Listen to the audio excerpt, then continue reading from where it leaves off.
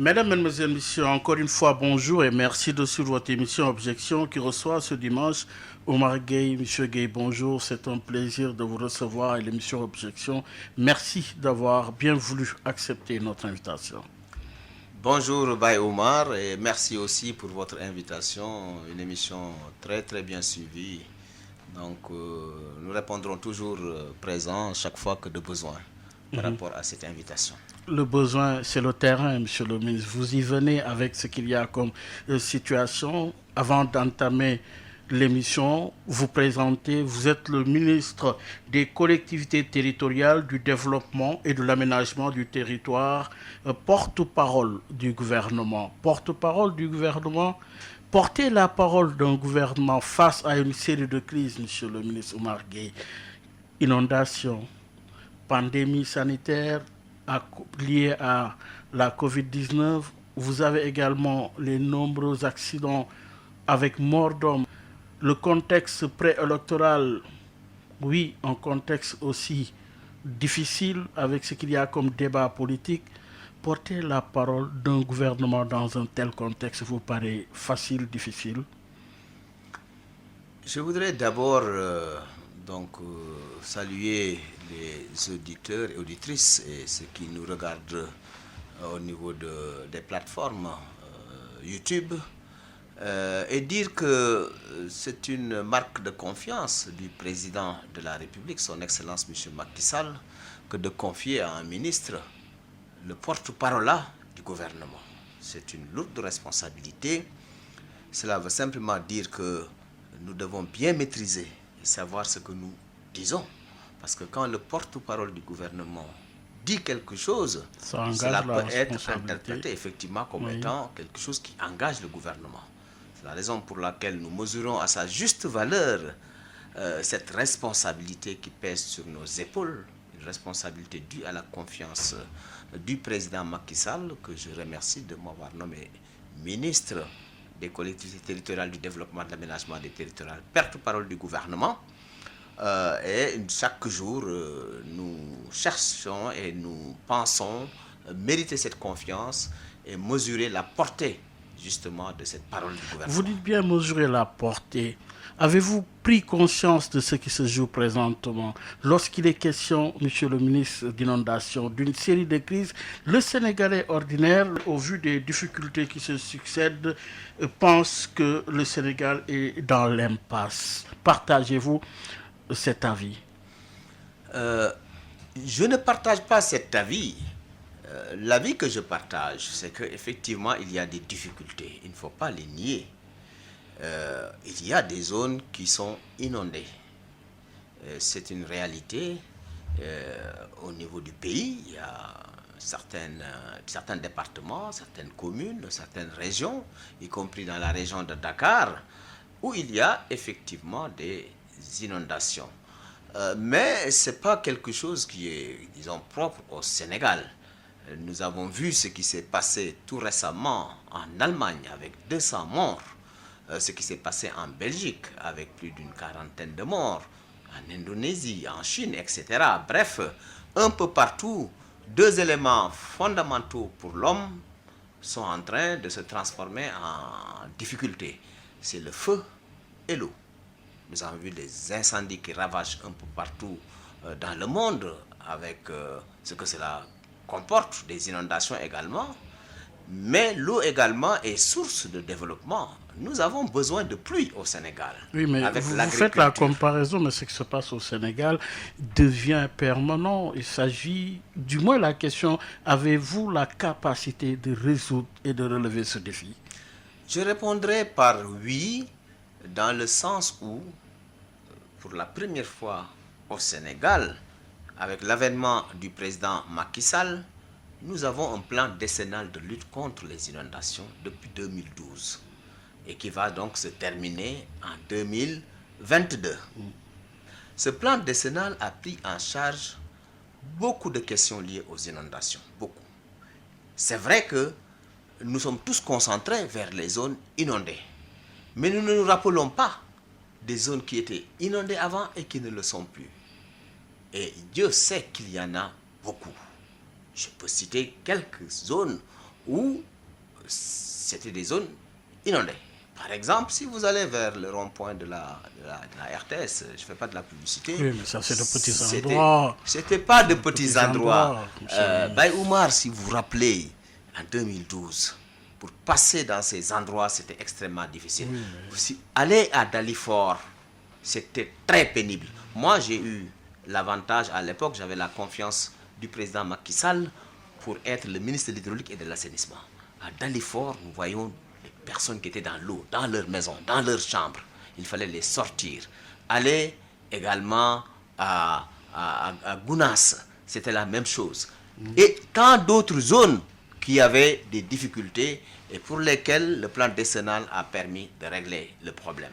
Maintenant, il y a des zones encore qui n'ont pas eu ce traitement particulier du programme de lutte contre les inondations, du programme de gestion des inondations, et qui font qu'aujourd'hui, effectivement, c'est un centre d'intérêt, mais sur lequel le gouvernement, sur instruction du président Macky Sall, agit pour que ces difficultés puissent être atténuées. Oui. Alors, monsieur le ministre, sur instruction du chef de l'État, le ministre de l'Intérieur vient de déclencher le plan Orsec. L'annonce a été faite. Alors, dites-nous concrètement, qu'est-ce qui va réellement changer sur le terrain? Comme vous le savez, hier, le ministre de l'Intérieur, sur autorisation du président de la République, son Excellence M. Macky Sall, a pris un arrêté portant déclenchement du plan national de secours, appelé communément plan Orsec. Ce déclenchement, évidemment, aura pour effet d'abord de secourir les populations qui sont dans des situations très difficiles liées aux inondations sur toute l'étendue du territoire national. Ce ne sera pas axé uniquement à un département, mais c'est un déclenchement du plan Orsec au niveau national qui concerne toutes les zones touchées par les inondations. Ensuite, le déclenchement du plan Orsec permettra également de mobiliser des moyens conséquents, des moyens matériels également, pour faire en sorte que tout ce qui doit être fait pour évacuer les eaux de manière très efficace puisse se faire dans de très bonnes conditions. Et les jours à venir, les populations se rendront compte que ce déclenchement a apporté une amélioration considérable sur la prise en charge du phénomène des inondations et sur ses conséquences. Bien entendu, les travaux vont se poursuivre sur les sites dédiés, particulièrement au niveau de Kermassar, où les entreprises vont continuer donc à travailler. La pression sera maintenue, voire renforcée. Le but, in fine, sera une évacuation rapide des eaux et également secourir les populations par une mobilisation de tout le gouvernement, de tous les services de l'État, avec en première ligne le ministère de l'Intérieur, avec l'administration territoriale, le groupement national des sapeurs-pompiers et tous ceux qui pourront apporter leur contribution pour une évacuation rapide des eaux et aider également les populations en leur apportant des soutiens de manière significative. Beaucoup de Sénégalais ont l'impression que cette situation importante n'est traitée que de manière saisonnière. De manière saisonnière, juste avant et pendant l'hivernage. Alors que c'est une question transsectorielle. Pouvez-vous nous édifier sur la manière dont les différents départements, agences et services de l'État et des collectivités travaillent sur cette question? C'est une question très intéressante et très importante. Vous savez, un gouvernement, c'est une équipe. Conjure the spirit of the incredible places you'll explore. Savor a world of flavors. It's all ahead of you. Aboard Oceania Cruises. Ashley Home Stores now offering 0% interest for 6 years on all Tempur-Pedic purchases until the end of the year. Click the link to find your local store. Ashley Home Store. This is home. Feels good to be home. La problématique de l'assainissement et également de l'eau, c'est le ministère de l'eau et de l'assainissement. Mais cette synergie d'action que vous venez de dire existe. Parce que quand il y a un projet de cette importance, et on viendra sur le projet, Oui. il y a une structure qui est en charge de sa mise en œuvre. C'est l'agence de développement municipal, dont la tutelle technique est le ministère des collectivités L'ADM. territoriales. Oui. Donc, nous sommes impliqués. L'environnement est impliqué. Lorsqu'il a fallu faire ce travail-là, nous avons travaillé aussi avec le ministère de l'Environnement. Les finances sont impliquées également, parce que ce sont les finances qui ont les ressources et qui payent in fine les entreprises. Mais le problème que vous posez, c'est un problème d'aménagement du territoire. Et là, ça nous ramène un peu en arrière du pourquoi ces zones sont inondées et habitées. C'est une question extrêmement importante. Lorsque nous prenons les cartes anciennes du Sénégal, d'avant les indépendances même, nous constatons aujourd'hui qu'il y a une similitude. Si vous prenez les nouvelles cartes des zones inondées, vous les superposez avec les anciennes cartes, vous voyez que dans toutes les zones inondées, évidemment, c'était des rivières, c'était des mares que l'homme est venu habiter. Donc, ce ne sont pas l'eau qui est venue retrouver les hommes, ce sont les hommes qui sont venus habiter. Je donne un exemple. Oui. Vous savez, vers Ouest Foire, c'était inondé avant qu'il y ait eu ce plan décennal.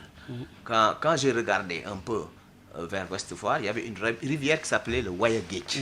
Le Wayagate traversait Ouest Foire, longeait et allait vers l'hôpital Philippe Maguilène Senghor.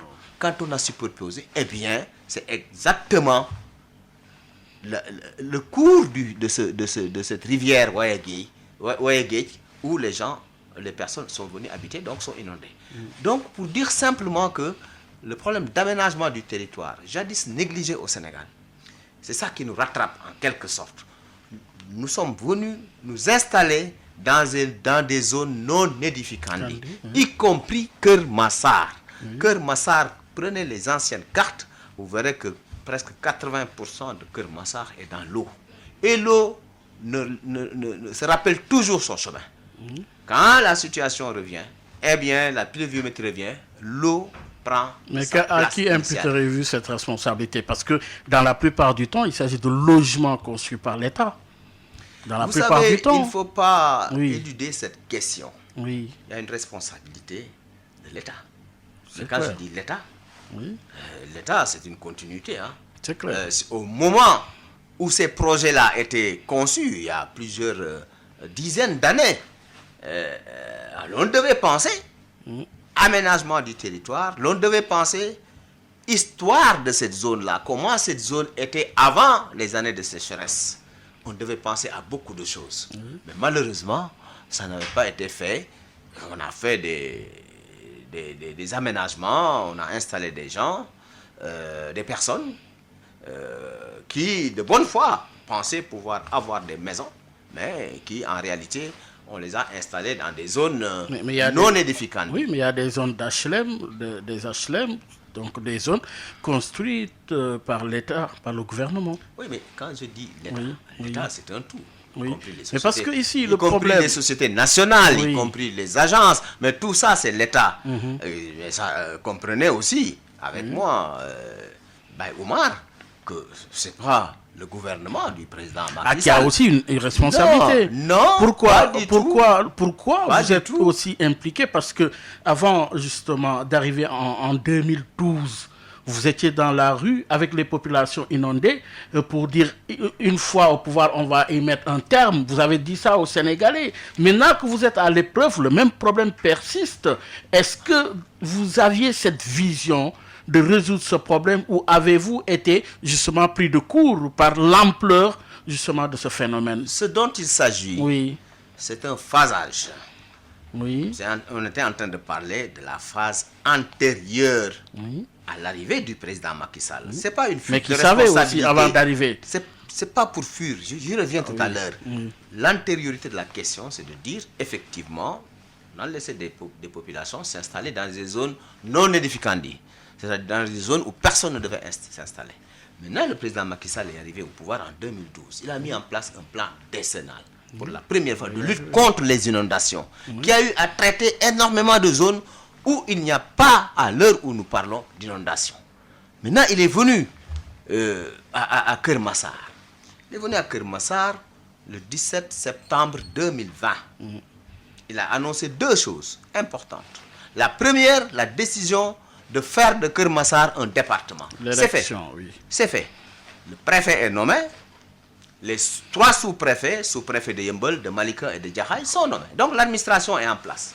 Il a dit la deuxième chose importante comme décision, je vais vous aider pour que ce que vous vivez cette année-là, que l'année prochaine, que vous ne viviez pas les mêmes situations.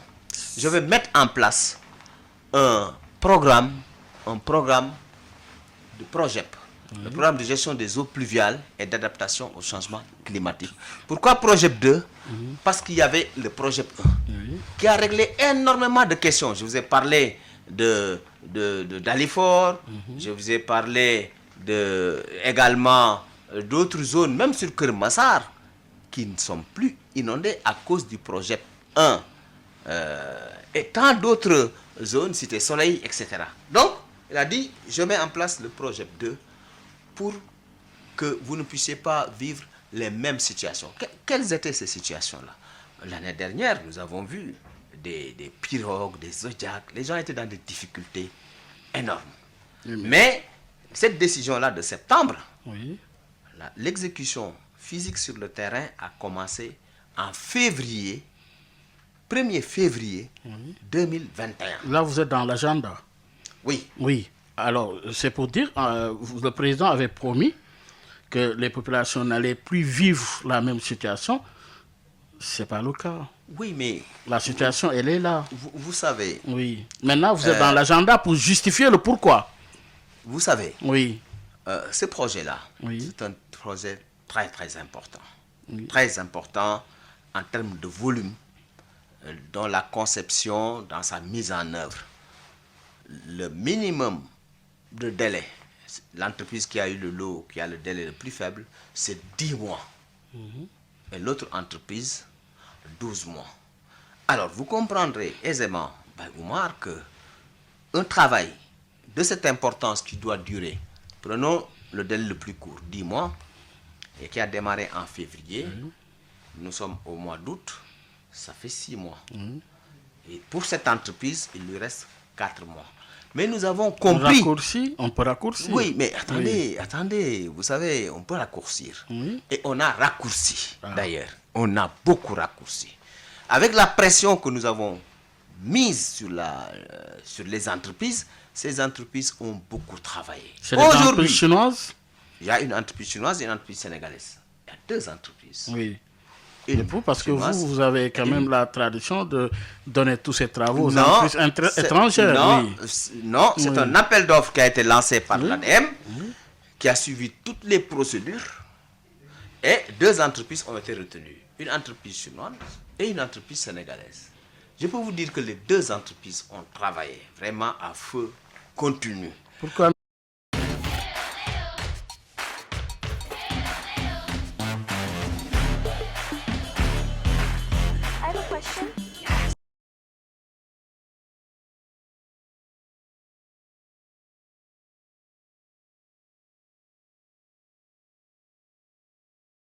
Vous savez, les appels d'offres, ce sont des appels d'offres ouverts. Il faudrait laisser les chances à tout le monde. Ce qui est important, c'est la capacité financière et technique, parce qu'il s'agit de gros montants. Et moi, qui ai suivi ça de près, parce que depuis le démarrage de février jusqu'à maintenant, une fois par semaine, je suis à Keur Massar. J'ai vu le volume de travail qui a été fourni. Ce volume de travail est très important. Nous sommes aujourd'hui, sans nous tromper, je dis nous sommes à près de 95% de taux d'exécution, ce qui est remarquable. Maintenant, nous avons un problème technique. Lequel? Le problème technique que nous avons, c'est sur un linéaire global de 10 km, ce sont des canaux de grande canalisation. Il y a 300 mètres qui restent pour la connexion. 300 mètres extrêmement difficiles. Parce que devant passer par des quartiers où il y a des habitations, Et lorsqu'on creuse, on risque de toucher les fondations. Ce qui implique et impose une technologie qui a été mise en œuvre d'ailleurs. Les connaisseurs savent quand je dis des pare-plans. Les connaisseurs savent quand je dis vibrofonceur. C'est cette technique-là qui est utilisée et qui a posé un petit problème dans la mise en œuvre, empêchant la connexion. Mais néanmoins, malgré le fait qu'on n'ait pas cette connexion, parce que qu'est-ce que nous apporterait cette connexion? C'est pouvoir véhiculer, c'est pouvoir faire circuler énormément de quantité d'eau. Il faut bien comprendre le principe de drainage. Le drainage. Oui. Le projet 2, il faut bien comprendre sa conception. Sa conception, ce sont des grosses canalisations de drainage, 3,50 m de long sur 1,50 m de profondeur, enterrées. D'ailleurs, si vous allez là-bas, si on ne vous dit pas qu'on a enterré ça, vous pensez qu'il n'y a rien. Et c'est ça le problème de l'assainissement. Ce sont des milliards qu'on enterre, donc les gens disent où est l'argent? C'est enterré. Il faut suivre le chantier dès le départ pour comprendre cela. Oui, mais pour quel résultat plutôt? Pour quel résultat, ensuite oui. Avec ces canaux de drainage, il y a de grands bassins qui ont été construits dans la forêt classée de Mbao. Il faut un jour d'ailleurs vous promener et regarder. C'est énorme. On a un bassin là-bas qui fait 35 000 m3. 1 hectare de bassin sur 1,50 m de profondeur. Donc c'est 3,50 m de profondeur. C'est 35 000 m3. Et ces bassins-là, il y en a 5, dont les 3 sont entièrement terminés et les autres sont en train d'être finalisés. Et ces bassins qui vont recueillir l'eau vont les envoyer vers le marigot de Mbao, mais de manière organisée et régulée pour empêcher que tout leur arrive en même temps à Mbao. C'est tout un système. Et en amont maintenant, compte tenu de l'urgence, un dispositif de pompage dans les quartiers les plus sensibles. Par exemple, je pense à Unité 3, je pense à Unité 19, je pense à d'autres quartiers comme Camille Basse. Toujours dans Keur Massar. Keur Massar. Oui. Dans Keur Massar. Oui. Donc, ces pompes vont injecter tout cette eau-là dans les différentes canalisations. C'est ça le projet 2 dans sa phase d'urgence. Mais quand ce sera fini, il y aura du pavage partout. Et même de l'aménagement. Il faut aller vers Dalifort, voir comment... Mais qu'est-ce que vous empêche d'expliquer cela aux populations? Mais on l'a expliqué. Vous attendez à ce que le problème persiste et après, voilà. Mais pas du tout. Vous savez, comme je vous l'ai dit, chaque fin de mois, depuis le mois de février, moi j'organise une visite avec tous les acteurs, y compris les représentants des populations, les maires, les délégués de quartier et quelquefois même les associations de jeunes, avec le gouverneur de la région de Dakar, les différents préfets, les différents sous-préfets. Et nous faisons le circuit, je dis bien, ce sont des tournées qui commencent de 10h, quelquefois jusqu'à 17h. Parce qu'aucun quartier, aucun point n'est laissé en rade pour voir l'évolution des travaux. Et à la fin, évidemment, je m'exprime devant la presse pour leur dire où est-ce que nous en sommes, comment les choses se passent, est-ce que ça va se passer bien ou pas. Tout ça, nous expliquons tous les jours. Au moins une fois par mois. Oui, mais monsieur le ministre, vous agissez à quel titre là? Vous êtes le ministre des collectivités territoriales, du développement, de l'aménagement. Vous êtes porte-parole, mais là, à quel titre vous le faites, ce que vous êtes en train de le faire? Ce que je suis en train de faire, je le fais plusieurs titres. Parce qu'il y a un ministre quand même de l'assainissement. Oui, mais vous savez, le projet, le ministre de l'assainissement agit aussi sur ce projet. Hein. Rien ne lui empêche de le faire. Il le fait. Apparemment, on dirait que vous êtes le principal maître d'œuvre. Oui, mais vous savez, moi, je me suis impliqué au même titre aussi que mon collègue qui récemment a fait aussi une visite à Keur Massar. Mais je vous dis, moi, j'en suis à ma 28e visite à Keur Massar. 28e visite sur ce projet-là. Et nous nous exprimons régulièrement à travers des plateaux, la télévision, les radios, et qui transmet ce que nous disons aux populations. Maintenant, il s'est passé avec les pluies importantes qu'on a reçues, le système de drainage fonctionne, mais cette portion de 300 mètres qui n'est pas connectée a ralenti l'évacuation des eaux. Il y a encore des eaux, mais ces eaux sont en train d'être évacuées. Et ma conviction, moi, personnelle, c'est que si cette jonction-là est faite, parce que je discute beaucoup avec les ingénieurs, avec les techniciens. Moi-même, je comprends ces phénomènes parce que je suis ingénieur de formation. Oui. Donc, j'ai la conviction que si cette jonction est faite, évidemment, de grosses quantités d'eau vont être évacuées vers les bassins. Et il n'y aura plus de soucis à se faire. Non, il y aura toujours des soucis. Oui, Pourquoi? c'est ça. Parce que Oui. il faut qu'on comprenne ce qu'est une inondation. Oui. Beaucoup de gens pensent que dès qu'il pleut, l'eau doit partir. Non. Ça, le bon Dieu n'a pas constitué les eaux Arrêtez comme de dire ça. le bon Dieu ici. Oui, mais Ici, non, quand il je s'agit dis, je parle du quand bon même, Dieu oui. qui envoie la pluie, Oui. c'est pas nous qui envoyons la pluie. Oui. Quand il pleut, l'eau reste un certain temps. Maintenant, il faut que ce temps soit le plus court possible C'est ça. pour évacuer. Mais quand il pleut maintenant et que vous allez avec vos caméras ou vos radios, eh bien, vous verrez de l'eau. Mais quel temps minimum acceptable, j'allais dire, pour que l'eau puisse être évacuée? C'est Donc, pas spontané. Si on résume pour Kermassar, il y a un problème pour l'achèvement des travaux et une fois fait, il y aura moins de soucis à ce niveau. Ce sont les 300 mètres qui doivent être interconnectés, c'est ça? Voilà. Pourquoi je le dis? Oui. Parce qu'il y a eu le projet 1. Nous sommes Oui. sur le projet 2. Oui. Avec le projet 1, qui est terminé, dans les zones où il y a le projet 1, nous n'avons pas d'inondation, en tout cas aussi difficile que ce que nous voyons aujourd'hui. C'est ça, c'est la raison pour laquelle le président Macky Sall a opté pour le projet 2 là-bas. Parce que ce sera un système de drainage, il n'y aura pas de pompage, in fine. Ce sera un système de drainage gravitaire, naturel, où l'eau va trouver des exutoires à la fin, avec de grosses Oui, canalisations. mais là, c'est la perspective. Voilà. Mais il n'y a pas que Kermassar, monsieur le ministre. Parcelles Asseni, c'est le même problème avec les inondations.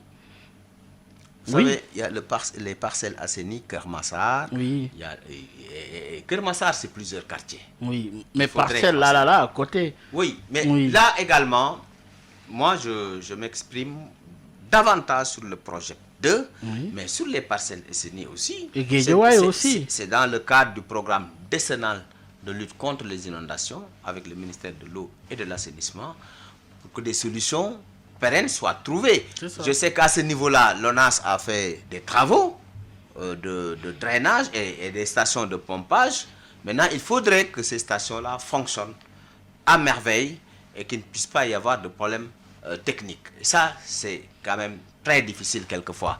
Même dans la mise en œuvre actuelle du projet 2, nous rencontrons quelquefois des difficultés. Une électropompe qui prend de l'eau ou dans laquelle il y a un court-circuit, mais le temps de le réparer, l'eau arrive.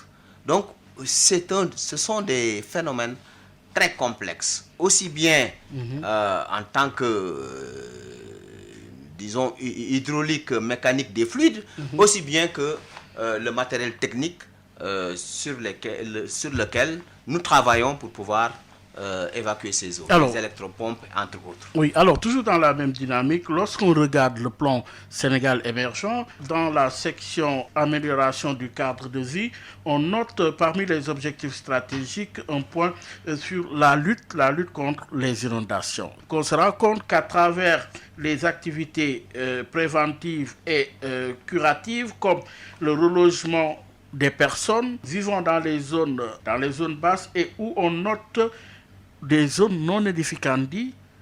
Oui, monsieur le ministre, quel est le lien aujourd'hui avec, justement, monsieur le ministre Oumar Gueye, les principaux points? Le lien, c'est l'aménagement du territoire. En fait, le socle. Cela veut dire que notre territoire, malheureusement, n'a jamais été aménagé. C'est la raison pour laquelle le président Macky Sall, le 24 janvier 2020, a présidé un conseil présidentiel sur l'aménagement du territoire, le plan national d'aménagement et de développement du territoire. Oui, mais ça, c'est circonscrit dans le PSE. C'est dans le PSE. Oui.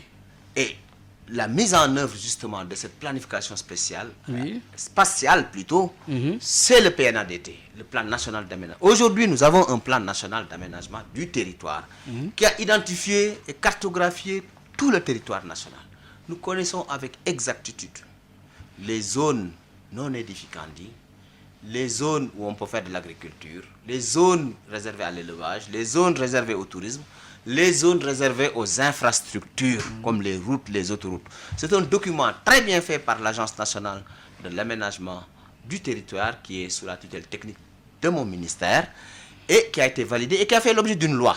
La LOADT, la loi d'orientation pour l'aménagement et le développement des territoires, qui fait que si on applique à la lettre ce qui est dans ces documents de planification, eh bien, nous n'aurons plus de problèmes. Mais il y a les problèmes que nous avons, c'est-à-dire les zones non édificantes où on a habité, et finalement, et qui font l'objet donc de toutes ces problématiques que nous avons et pour lesquelles nous sommes en train de trouver des solutions structurelles.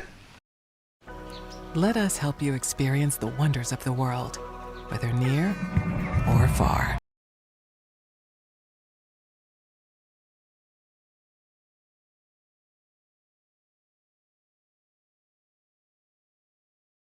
Pouvoir lutter efficacement contre les inondations, mais je dis toujours attention. S'il pleut aujourd'hui 1000 mm, toutes ces infrastructures-là vont partir. Ah, c'est clair. C'est clair. Donc, clair. il faut que nous puissions être quand même... ne pas dire qu'il n'y aura plus d'inondations. Non. Si nous restons dans des pluies, disons, comme nous avions l'habitude de les recevoir, oui. Mais si demain, le bon Dieu... je reviens encore sur le bon Dieu, nous envoie 1000 mm de pluie, mais évidemment, aucune infrastructure ne va tenir, les choses vont partir. Oui, donc là, on ne dira pas aussi c'est la faute du gouvernement. Il n'y a qu'au Sénégal où, quand il y a quelque chose, même si ce sont des phénomènes naturels, on dit tout de suite c'est le président Macky Sall ou c'est le gouvernement. Mais comprenez que nous sommes dans un monde... Est-ce que ce n'est pas pour vous renvoyer à vos responsabilités? Oui, mais comprenez très bien que nous sommes dans un monde qui a beaucoup de changements. Nous sommes en période de Covid. Il y a quelques années, on ne connaissait pas la Covid. Les changements climatiques sont devenus une réalité. Les glaciers sont en train de fondre.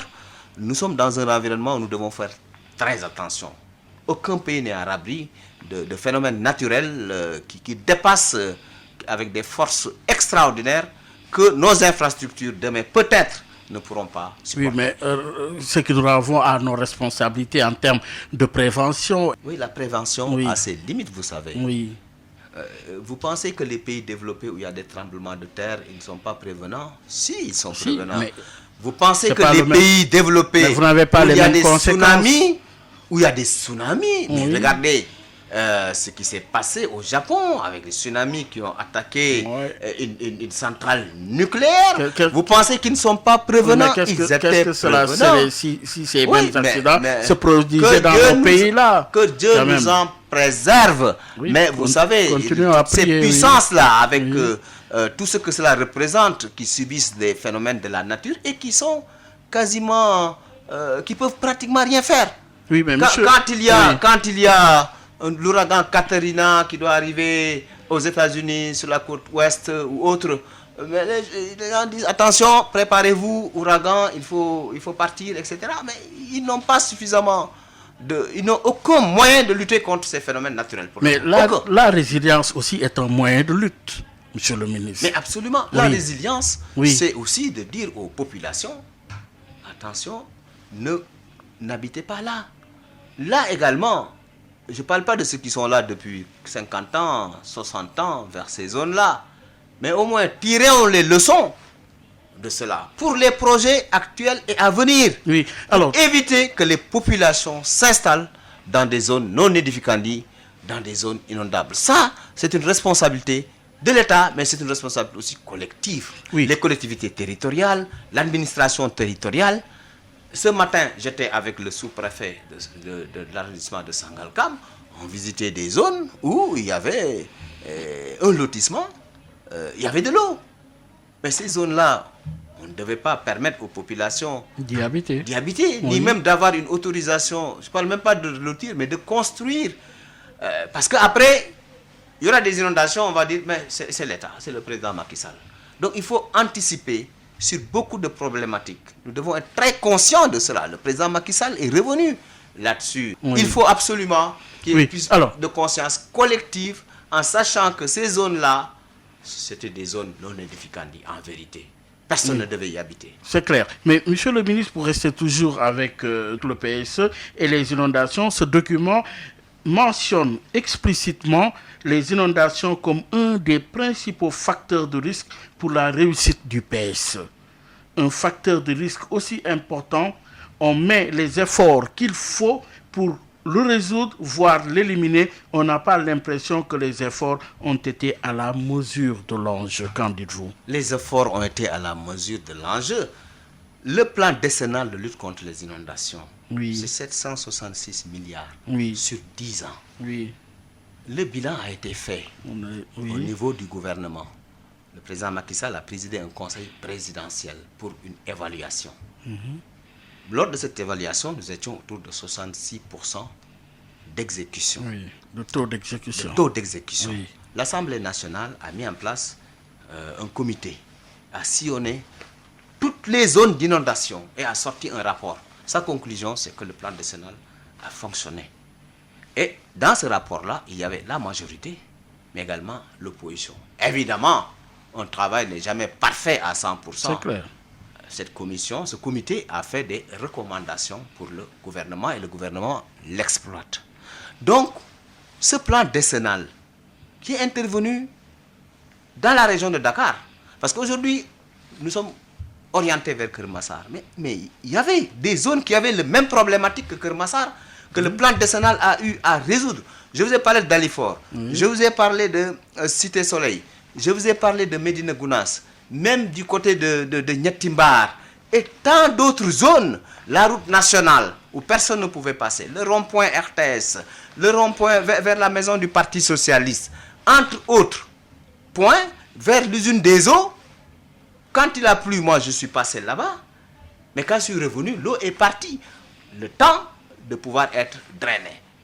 Ce que je dis là, à Touba, il y a eu énormément d'investissements dans le plan décennal. Oh, mais là-bas, le problème Oui, reste mais entier justement, quand même. Oui. mais quand un problème est entier, Oui. il faut comprendre qu'est-ce qui s'est passé. Oui. Parce qu'on a... C'est la raison pour laquelle Non. nous avons invité, oui. Oui, mais Oui. c'est justement parce qu'on a injecté dans le bassin Kerniang une quantité qui n'était pas prévue pour être injectée.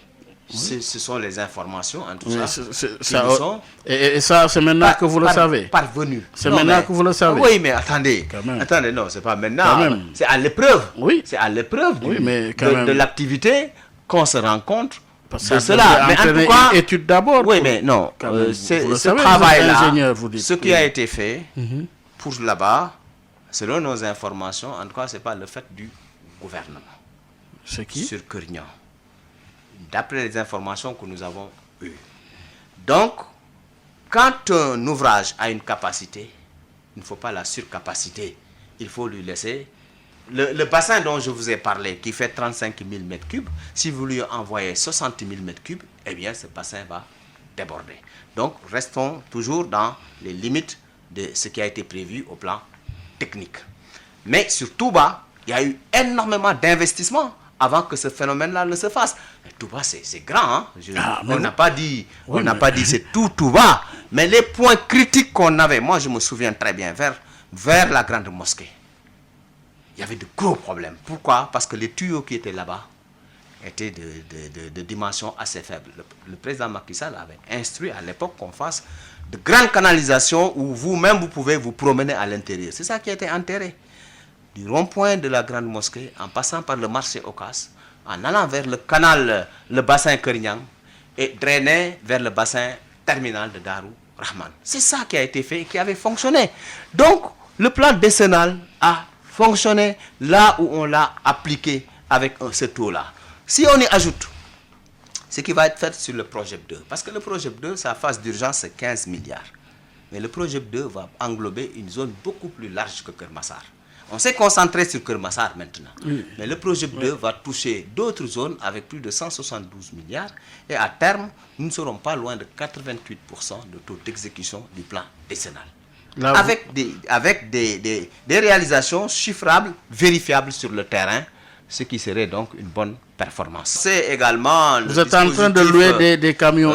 camions hydrocureurs. Oui, mais camions ce pompage. camion hydrocureur, vous les louez à combien? Combien il vous Oui, mais revient? vous Parce que savez- souvent, beaucoup non, je pensent peux que... avancer un chiffre ici qui Oui. peut être contredit autrement. Mais ces camions sont Vous coûtent cher. budgétisés. Coûte Mais cher. évidemment, à la Oui. fin, ça coûtera.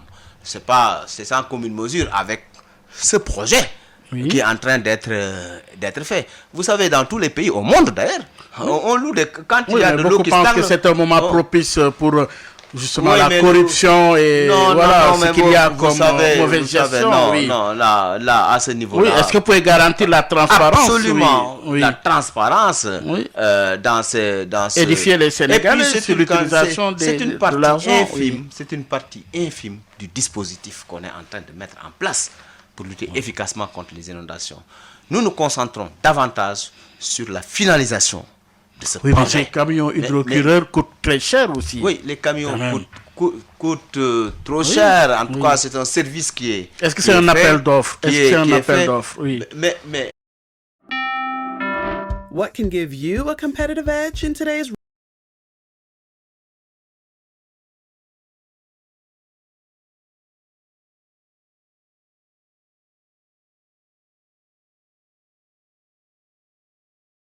il faut bien comprendre comment les choses fonctionnent. Oui. Quand c'est un... Les cas d'urgence, souvent, sont des moments... Oui, mais de- c'est planifié. Oui. C'est planifié. Nous savons plus ou moins combien ces camions-là coûtent en termes de rotation dans la journée, etc. Mais je vous dis, c'est une partie vraiment infime par rapport à ce projet. Concentrons-nous. Moi, je dis concentrons-nous sur l'exécution de ce projet. Vous avez projet un devoir aussi de redevabilité quand même. mais Oui. cela se fait, bien sûr. Chaque Oui. fois que des projets comme ça se font, il y a un audit, il y a tout ce qu'il faut. Mais, sachez-le, ce qui nous préoccupe, c'est ce projet, la mise en œuvre du projet 2, tel que le président Macky Sall l'a demandé à son gouvernement. Et ce projet est en train de se faire, dans quelques difficultés. Les délais ne sont pas dépassés, contrairement à ce que beaucoup de gens pensent. C'est nous qui avons exigé des entreprises qu'en 5-6 mois, qu'on puisse avoir la partie utile de drainage. Mais si vous voyez le volume du travail que ça représente, ce sont des projets de 10 à 12 mois. Donc nous sommes dans les délais. Mais ce que nous aurions souhaité, c'est qu'au moment où nous parlons, que tout soit interconnecté. Mais il y a toujours ces 300 mètres sur lesquels nous travaillons ardemment. Vous avez tellement insisté sur Keur Massar. Avec l'érection de Keur Massar en département, ont-ils finalement raison ceux-là qui pensaient au départ qu'il s'agissait d'une décision politique avec tout ce qu'il y a comme problème aujourd'hui? Toute décision Oui. est une décision politique. Oui. Absolument, dans le sens noble du terme de la politique, qui est s'occuper des affaires de la cité. Et ça, Mais c'est ça la politique. oui. Nous faisons de la politique. Politique politicienne. Pas du tout. Nous faisons de la politique. C'est-à-dire nous nous occupons des affaires de la cité. Keur Massar, c'est une cité. C'est une conglomération de cités. Évidemment, une décision d'un président de la République est politique. Oui. Au sens noble du terme. Mais il ne faut pas voir de la politique politicienne. Pourquoi de la politique politicienne? Keur Massar, érigé en département, tous les paramètres ont été étudiés. Et je pense que tout le monde est d'accord que Keur Massar, de par sa population, de par tout ce qui se tourne autour de ce qui est dans Keur Massar, que Keur Massar soit un département. Ça a été une demande qui date de très longtemps également des populations. Donc il n'y a rien de politique politicienne. Mais oui, c'est de la politique au sens vrai, Alors, s'occuper des affaires de la cité. pour rappeler à nos auditeurs que vous êtes également le ministre des collectivités territoriales, en ce sens, monsieur le ministre, quel bilan tirez-vous de l'acte 3 de la décentralisation depuis 2013? Et l'objectif fondamental est d'organiser le Sénégal en territoire viable, compétitif et porteur de développement durable. Quel bilan tirez-vous? Un bilan positif de la mise en œuvre de l'acte 3. Parce qu'avant l'acte 3, c'était l'acte 2. Qu'est-ce que nous avions comme ordre de collectivité dans l'acte 2? Nous avions les régions. Nous avions les communes, les villes aussi, qui sont des communes ou des départements, ça dépend de où on se situe. Et ensuite, nous avions les communautés rurales. Les communautés rurales. Moi, j'étais président de conseil rural de Sangalkam, bien que je n'ai pas eu à terminer mes mandats. Chaque fois, on me mettait sous délégation spéciale. Mais communauté rurale, c'était une ambiguïté en vérité. Parce que lorsque même nous voyageons à l'étranger, quand je me présentais comme président dans une communauté rurale, beaucoup de gens pensaient que communauté rurale, c'est plusieurs communes qui se mettent ensemble en milieu rural, alors que ce n'était pas cela. Ensuite, la gestion de l'état civil. le président du conseil rural n'était pas officier principal de l'état civil, alors que le maire l'était. Le président Macky Sall a voulu quand même que tout le monde ait la même dignité, que ce soit en milieu rural ou en milieu urbain. Donc, il y a une communalisation intégrale.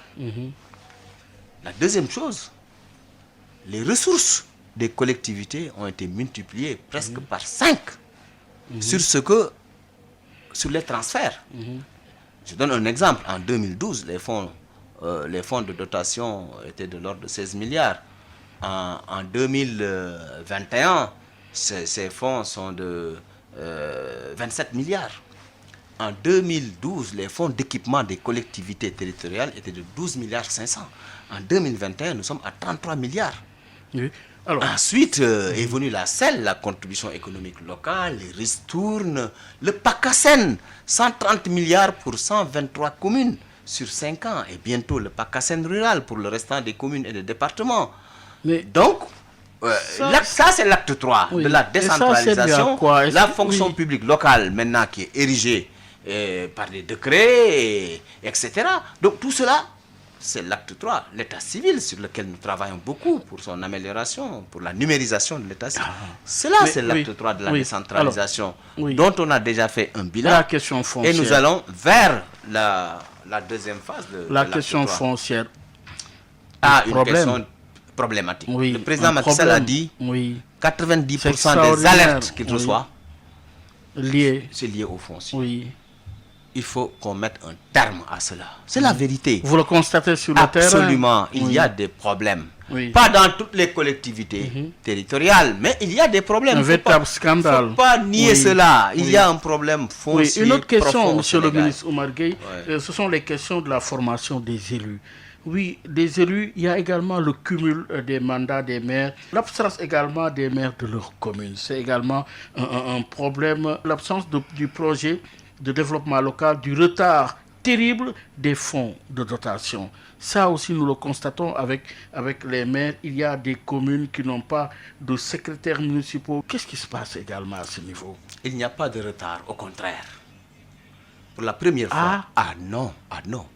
Aucun maire aujourd'hui ne peut dire qu'il y a des retards dans les fonds de dotation. Dans la dotation. Dans les fonds d'équipement. Oui. Vous savez, moi quand le président Macky Sall, parce que j'ai été quand même président conseil rural, Oui. maire, m'a nommé à ce poste, Oui. le premier dossier sur lequel j'ai beaucoup travaillé, c'est la mise à disposition à temps des fonds de dotation et des fonds d'équipement. À l'Assemblée nationale, quand le ministre des Finances passe, le premier budget qui est voté, c'est le budget du ministère des collectivités territoriales, développement et de l'aménagement du territoire. Parce que du vote de ce budget, maintenant, on enclenche toute la procédure. Avant fin décembre de l'année précédente, les arrêtés interministériels signés par le ministre des Finances et du Budget et le ministre des collectivités territoriales en charge des collectivités territoriales est signé et envoyé à tous les maires et présidents de conseil départemental. Et avant le 31 mars, les fonds sont mis à disposition. Ah oui? Ah oui, ça je peux vous le dire. oui. Maintenant, Oui. maintenant, il peut Oui. y avoir un petit décalage, sur les fonds. Mais interrogez l'écrasante majorité des maires et présidents de conseil, ils vont vous dire qu'il y a en tout cas ils nous le disent tout le temps, une nette amélioration sur la mise à disposition des fonds qui leur permettent d'engager auprès de leurs payeurs avec leurs conseils, au niveau des conseils municipaux. Expliquez à l'opinion aujourd'hui, monsieur le ministre, parce que cette question est attendue, la question du marché Sandaga, qui oppose la commune des Plateaux à la ville de Dakar. Quelle est la posture et la position du gouvernement sur cette question? Respect de la loi, c'est ça la posture. Respect de la loi. Il faut bien regarder les documents des uns et des autres. Oui. Le maire Alundo, il nous dit qu'il a tous les documents avec son arrêté préfectoral ou l'arrêté du préfet sur la dévolution qu'il détient et qui lui dit que ce marché est du ressort de la commune de Dakar Plateau. Respect de la loi. S'il a ces documents qui prouvent cela. Oui, mais vous avez suivi aussi Oui. l'argument de la ville de Dakar, Oui. quand même. Oui. Vous savez, moi j'ai suivi tout cela. Bon, il y a un En tant aspect, que il y a tutelle, un en tant aspect, que tutelle, oui, bien sûr, oui. il y a un aspect de patrimoine classé qu'il faut gérer avec La ville de Dakar. avec responsabilité. Oui. Mais du point de vue vraiment de l'ancrage, les documents que détiennent le maire Alioune Ndoye, de par l'arrêté qu'il détient du préfet avec la dévolution et avec l'acte 3 de la décentralisation, parce que avant. Critics are calling Flag Day a powerful father-daughter drama.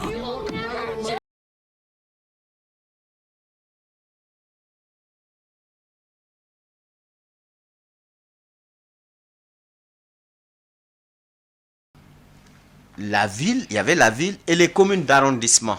Maintenant, il n'y a plus de communes d'arrondissement. Toutes les communes sont d'égale dignité. Il y a des infrastructures qui sont dans une commune. Si la dévolution dit... Mais il y a l'antériorité. Oui, mais Oui. vous savez, l'antériorité change. Oui. Comme les lois et les règlements, mais évidemment, cela change. Sinon, aujourd'hui, regardez, on est à 46 départements. L'antériorité, c'était quoi? On avait 45 départements, on pouvait dire, ou même avant. Il y a la propriété, il y a la propriété 10, ici. Il y a la propriété. 10 régions, nous avons 14 régions, etc.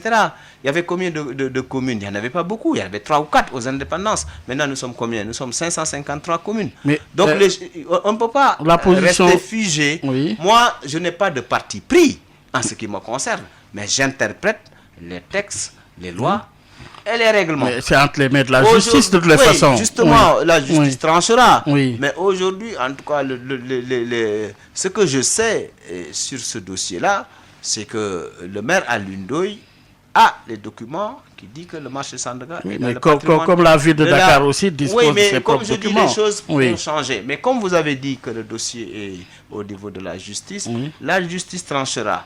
Mais ce que je suggère aux uns et aux autres, il faut voir l'intérêt des populations. C'est quoi ça qui est l'intérêt des populations, c'est que ce marché est trop vieux.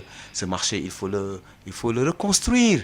Et le maire Alioune Ndoye qui, de par son budget, peut construire cela, mais ce sera tout bénéfice pour tout le monde. Mais si la ville de Dakar, vous voulez dire que la ville de Dakar ne peut pas construire? Oui, mais aujourd'hui, en tout cas, je sais qu'il y a un appel d'offres qui a été lancé en bonne et due forme, qui a soulevé toutes les procédures, avec toutes les adjudications, conformément aux lois et règlements, que Dakar Plateau construit ce marché. Ce n'est pas Alioune Ndoye qui va vendre là-bas. Ce n'est pas Madame le maire qui va vendre là-bas. Mais pensons aux usagers qui vont avoir un marché très moderne avec. Moi, j'ai vu le projet très moderne. Donc, et la dimension patrimoine. Mais tout ça, c'est... Oui, parce que les architectes aussi ont réagi. C'est immatériel, ça. C'est immatériel. Oui. Ce qui est matériel, c'est cet édifice-là qui va être construit. Et peu importe que ce soit la ville ou plateau. Mais les usagers qui vont revenir trouvant un marché flambant neuf, moderne, avec des ascenseurs, avec des espaces de vie, un cadre de vie amélioré, c'est ça qui est important. Sinon, discuter pendant 10 ans encore...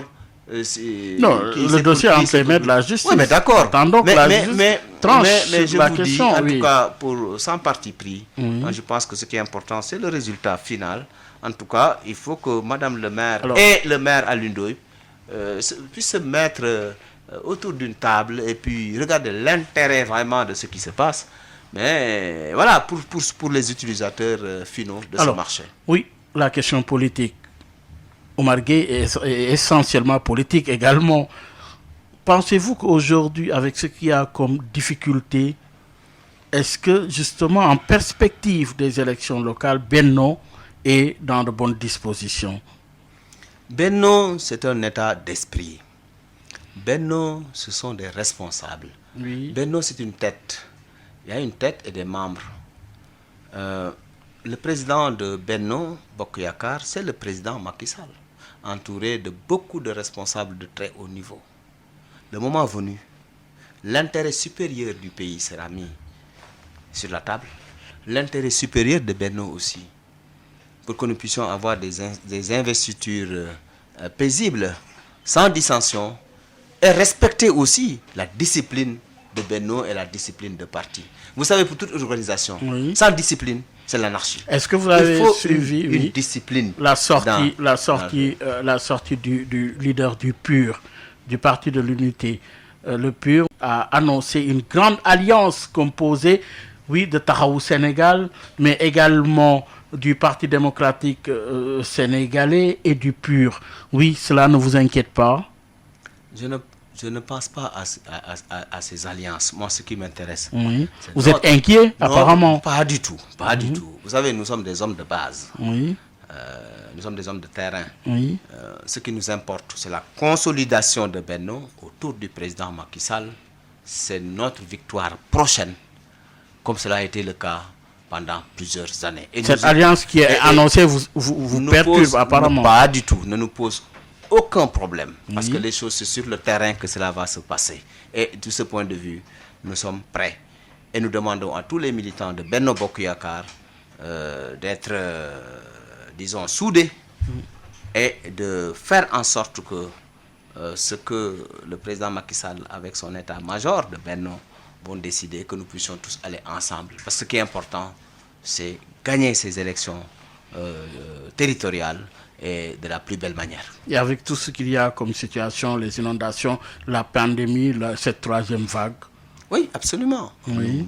La date est n'êtes retenue. pas- Jusqu'à date, en tout cas, les élections se tiendront le 23 janvier 2022 et nous préparons, nous sommes sur le terrain. Les primo-votants, Les primo- aujourd'hui? Mais les primo-votants, nous en avons tous besoin. Il faut que les jeunes s'inscrivent. Moi, je demande aux jeunes de s'inscrire massivement, de s'outiller pour s'inscrire. Là, Parce que c'est extrêmement important. Ils pour y notre vont pays. en majorité. C'est les une très jeunes. bonne chose. Oui.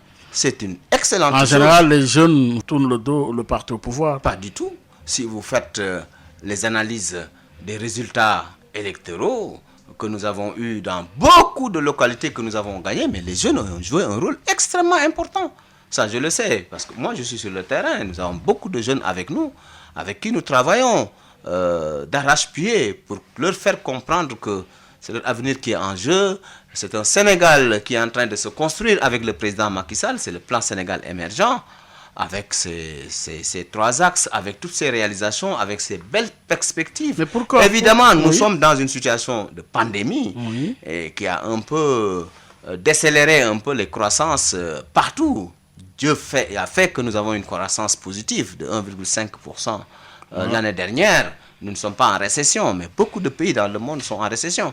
Mais c'est un calendrier électoral et ce qui a été retenu, la caution, en tout et la cas, jusqu'à caution. date, c'est le... La caution ne 23 vous paraît janvier pas 2000. élevée, 20 millions pour la caution pour les communales et 20 millions pour les Cela départementales? ne me semble pas élevé parce que, Oui. vous savez, moi je connais beaucoup de partis qui sont là pour vendre le récépissé Oui. à des groupes qui veulent participer aux élections comme cela. Non, je pense qu'un parti politique, c'est pour aller aux élections. Oui. Donc, pour aller aux élections, il faut aussi s'organiser. Et il faut une caution. Il faut un filtre. Dans beaucoup de pays, il y a des filtres pour aller à des élections. Quelquefois, ce sont des primaires. Quelquefois, ce sont des cautions. Même la caution présidentielle, c'est une caution. Ce sont des filtres qui ont été mis en... Ce sont des filtres, des parrainages qui existent un peu partout aussi dans le monde. Donc, c'est comme ça. La question du troisième mandat, monsieur le ministre Marguerite, les élections, c'est comme cela. On ne peut pas dire, bon, voilà, venez, celui qui veut vient, mais celui qui veut vient dans certaines conditions. Le leader du PUR, en parlant du troisième mandat, en fait son propre affaire. Donc, ce qui nous préoccupe aujourd'hui, nous sommes dans le temps de l'action. Vous avez parlé des inondations. Oui. Et la Covid-19, elle est là. Oui. Nous devons nous occuper de la santé des populations, de l'agriculture, de l'élevage, de la pêche, des infrastructures, etc. Nous sommes dans le temps de l'action. Nous n'allons pas épiloguer sur un troisième ou un deuxième mandat. Nous ne sommes pas à ce niveau-là. Le moment venu, évidemment, nous allons nous prononcer sur cela. Mais pour le moment, franchement, nous ne sommes pas dans ceux qui veulent être là-dedans, pauvres, c'est leur liberté d'en parler. Mais nous n'en parlons pas. Nous sommes dans le temps de l'action, comme nous l'a demandé le président Macky Sall. Oumar Gueye, merci. C'est moi Nous qui sommes vous arrivés au remercie. terme de cette émission. Les inondations, cela vous hante? Oui, disons, c'est une préoccupation. C'est normal parce que nous partageons la souffrance des populations. Le président Macky Sall partage la souffrance des populations. Merci beaucoup, Oumar Gueye, pour rappeler à nos auditeurs qu'il a été notre invité, ministre des collectivités territoriales, du développement et de l'aménagement du territoire, mais porte-parole aussi du gouvernement. Merci. C'est moi qui vous remercie, Baye Oumar. Ça a été un plaisir de vous accueillir à Objection. Et certainement, on aura d'autres Oui. occasions, durant surtout les élections locales. Tout à fait. Oumar Gueye et Sangalkam. Et En vous... tout cas, j'ai un lien très fort entre Oumar Gueye et Sangalkam et Oumar Gueye. Voilà, donc ça ne me pose pas de... C'est pas une préoccupation pour moi. Mais le meilleur moyen, c'est de poser aux populations cette question. Vous êtes très confiant? Oui, très confiant. Moi, j'ai une certaine symbiose avec les populations de cette zone-là. Et cela ne date pas d'aujourd'hui. Ça date de très très longtemps. Confiant également pour les locales de manière générale? De manière générale, oui. Je suis très confiant pour notre coalition. Merci beaucoup, mesdames et messieurs. Ça en est tout. Excellente suite de programme sur la 98.5. Rendez-vous dimanche prochain avec un autre invité. Merci.